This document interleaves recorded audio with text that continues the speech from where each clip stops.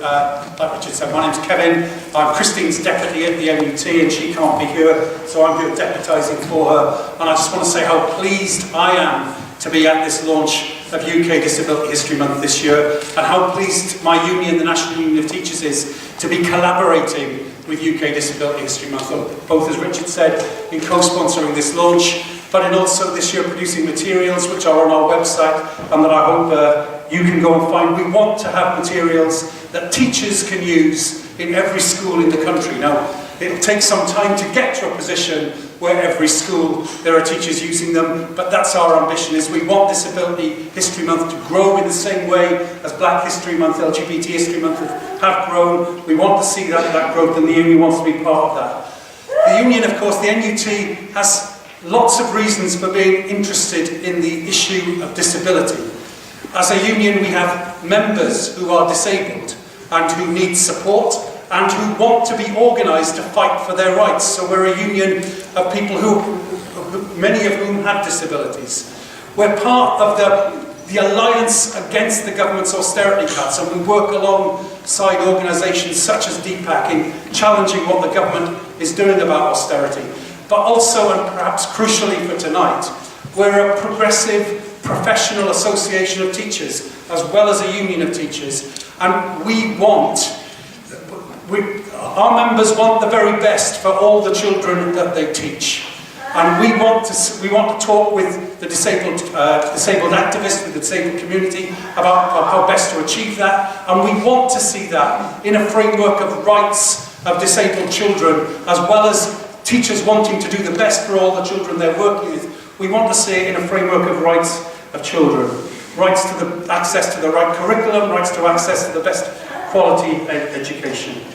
We hope and we believe that the National Union of Teachers is at the forefront amongst unions generally about the way we deal with these matters. We have, recently it's true, but we have an annual conference of disabled teachers with the authority to submit motions to our national conference. We have created on our national executive a reserved seat that our disabled members who tell us they're disabled are put on a register, electoral register, and they can elect a member to be on the national executive. So we've got a reserved seat for a disabled teacher on the national executive. Mandy Hudson, who's here tonight, is the current holder of that seat and doing a very good job as the holder of that seat. So those are about trying to say that we want to hear the voice of disabled teachers, we want them to be able to express that voice, and then we want to engage with it. So, we're trying to do those things as a union, trying to organise and listen to teachers.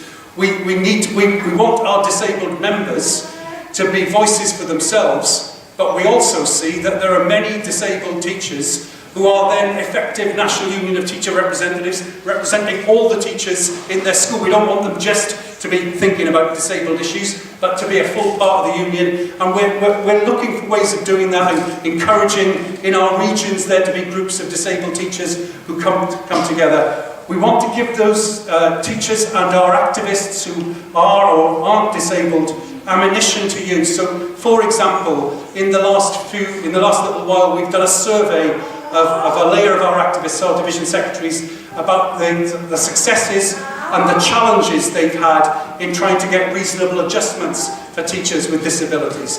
And we've got some good news stories from that.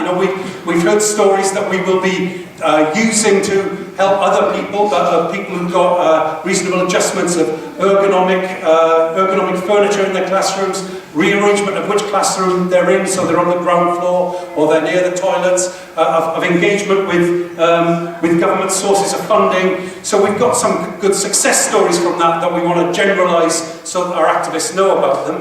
But we're also hearing of the difficulties. And the major difficulty that our activists point back to us is, they say, and I'm not saying this about all head teachers, but they talk about the attitude of head teachers and governing bodies in some instances to whether they want these changes to come forward.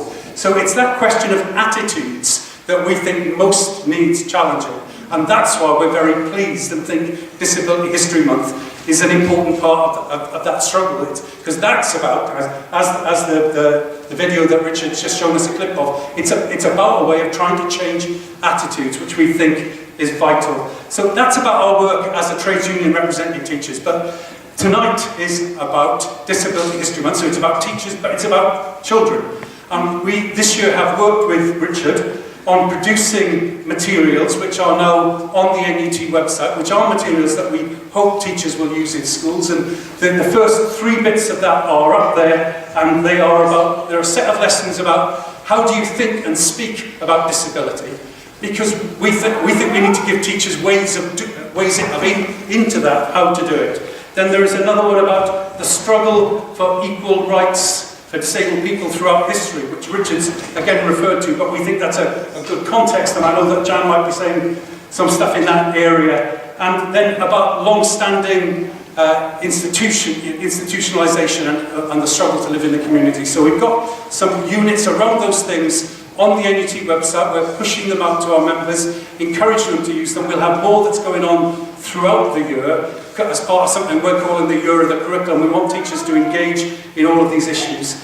It won't make Disability History Month, the work we've done won't make Disability History Month happen in every school this year, but we want to carry on working with you till we reach the position where it is happening in every school, every year, and where it really is changing attitudes and people can express their rights.